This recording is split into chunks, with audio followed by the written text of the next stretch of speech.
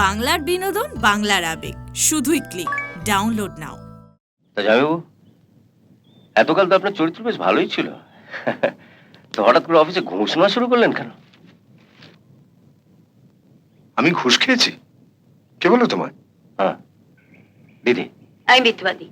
আমি তোকে কবে বললাম রে তোর জামাইবাবু ঘুষ খেয়েছে? না না, তুমি মুখে কিছু বলনি, তবে তোমার পরনের দামি শাড়িটাই বলে দিচ্ছে। মাসের মাঝখানে পরনের এরকম দামি শাড়ি। কি বুঝছেন যাও? এদিকে তো রোজই বলছো তোর জামাইবাবু আমাকে বুড়ি সাজিয়ে রাখছে। এখনই তো সাজার বয়স, এখন যদি একটু সাজুগুজু না করো তো মেয়ের বিয়ে। এই, ওকে দে।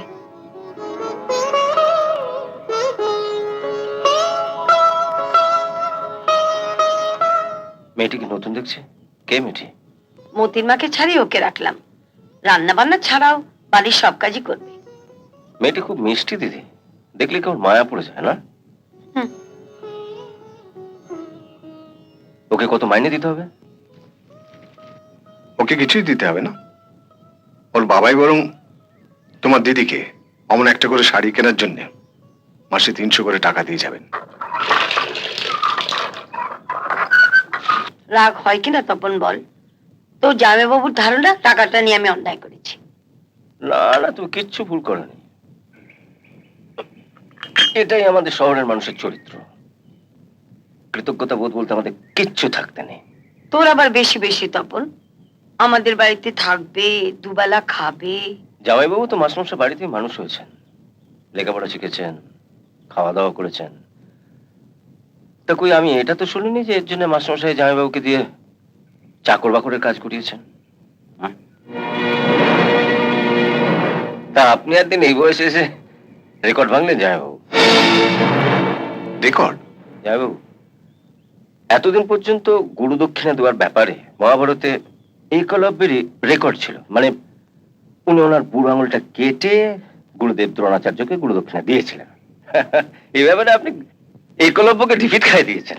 আপনি আপনার নিজের নাকটা কেটে গুরুদেবকে গুরু দক্ষিণা দিলেন।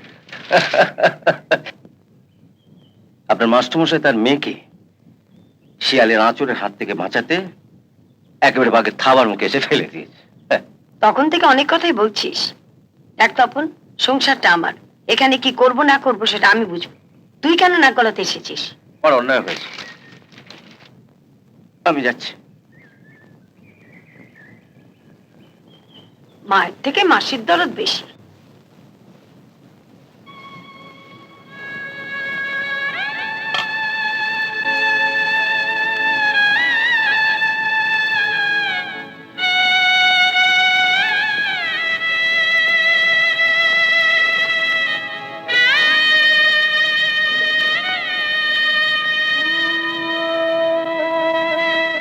আমি চয়ন আর পিঙ্কির মামা। জানি, দিদি আমায় বলেছে।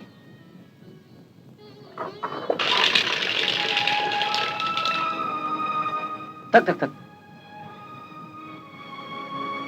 আজ থেকে আমি তোমারও মামা, কেমন? এখানে যদি কিছু দরকার থাকে কোনো সংকোচ না করে আমাকে বলবে। হুম? কি হলো?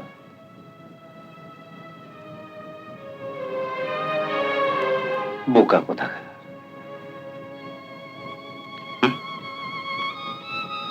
খেয়াল থাকবে তো, যা দরকার হবে আমার কাছে চাইবে। না চাইতে আপনি আমাকে যা দিলেন, বিশ্বাস করুন জন্মাবার পর থেকে এভাবে কেউ কোনোদিন আমার সঙ্গে ভালোবেসে কথা বলেনি। ছোটবেলা থেকে সবাই মার আর গালমন্দ খেতে খেতে বড় হয়েছি মামা।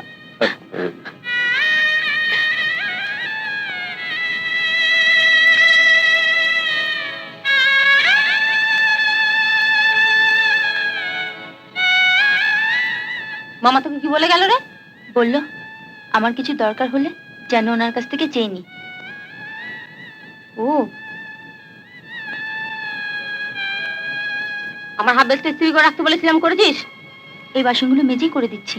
তাড়াতাড়ি কর, ওটা পরে আমার কলেজে যেতে হবে। কি মিস্টার রোমিও, জুলিয়েটের কোনো ব্যবস্থা হলো? আমি তো তোমাদের বলেইছি চয়নদা, বিয়ে আমি করব না। আজ কোন কলেজ জ্বালিয়ে এলি? Modern girls college. চলি গো।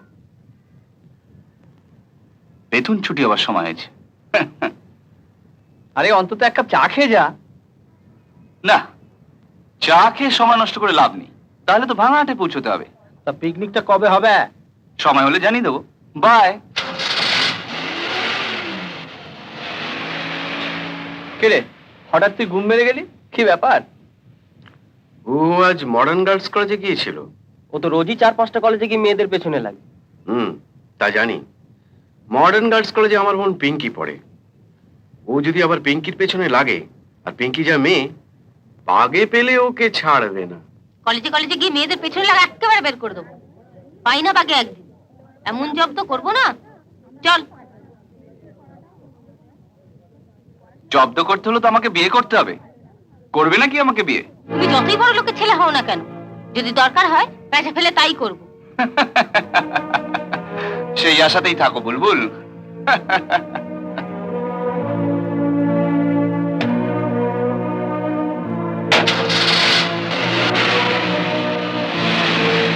ছেলেটা কে বলতো? ধূমকেতুর মতন হঠাৎ হঠাৎ এসে পেছনে লেগে চলে যায়। ঝিলিক বলছিল ওদের কলেজের ছুটির সময় নাকি এ মারুতি নিয়ে হাজির হয়, এর ওর পেছনে লাগে। সেদিন নাকি সবার সামনে একটা মেয়ের ব্লাউজ ছেড়ে দিয়েছিল। সে কি রে, এ তো সাংঘাতিক পাজি ছেলে।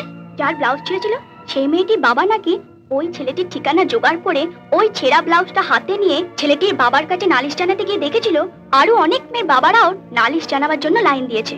নালিশ জানাবার জন্য লাইন? হ্যাঁ, ছেলেটি নাকি কোটিপতি বাপের একমাত্র ছেলে, মা নেই। বাপের আদরে আদরে একটা বাদর তৈরি হয়েছে। ছেলেকে কোথায় শাসন করবে তা না, ওনার ছেলে যার যা ক্ষতি করেছে উনি নাকি তাদের ক্ষতিপূরণ দেবার জন্য রোজ সকাল 8টা থেকে 9টা অবধি নিচের ড্রয়িং রুমে এসে বসেন, তারপর এক এক করে মেয়ের বাপেদের ডেকে পাঠান। নাম্বার 2। বাবা বৃন্দাবন, 2 নম্বরটা ছাড়ো। আপনি যান, আপনি যান।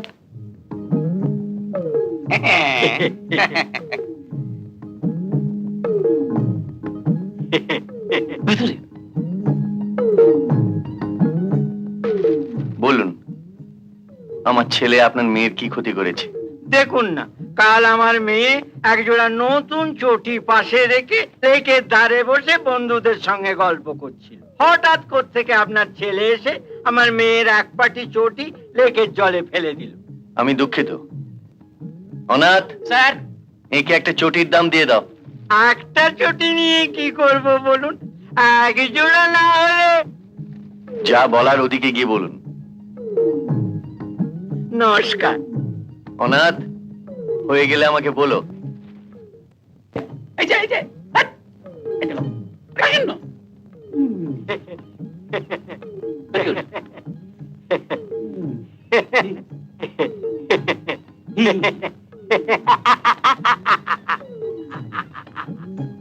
নতুন চটি হ্যালো চটি। দেখি।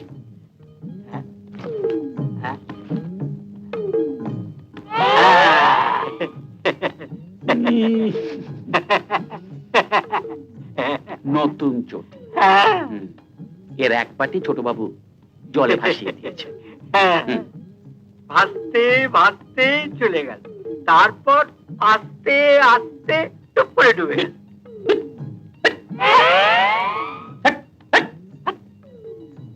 ডুবে গেছে, ডুবে গিয়ে বেঁচে গেছে। হ্যাঁ? হ্যাঁ, ওই চটির যা চেহারা, 7 দিনের না খেতে পাওয়া কুকুরের সামনে ফেলে দিল চিবোবে না। কি বলছেন? বলছি দাম কত? আগে 42 টাকা দিয়ে কিনেছিল। কবে কিনেছিলে? এ তো দেখে মনে হচ্ছে লর্ড ক্লাইভের আমলে কেন। যত সব।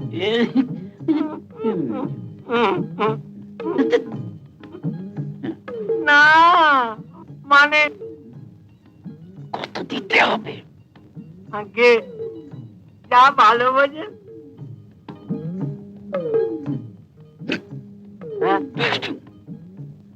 আমি আপনাকে পুরো 42 দিচ্ছি, কিন্তু ভাউচার সই করাবো 92। হ্যাঁ? হ্যাঁ, বুঝলেন না?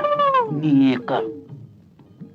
আরে আপনি তো পুরো নতুন জুতার দামই পাচ্ছেন, ওই সঙ্গে আমারও কিছু। ঠিক আছে, ঠিক আছে। হ্যাঁ, আর শুনুন, যাওয়ার সময় আপনার এই 42-এর 2 টাকা বৃন্দাবনকে দিয়ে যাবেন, বুঝেছেন? ঠিক আছে, ঠিক আছে। সইটা করবে কে? নাম্বার 3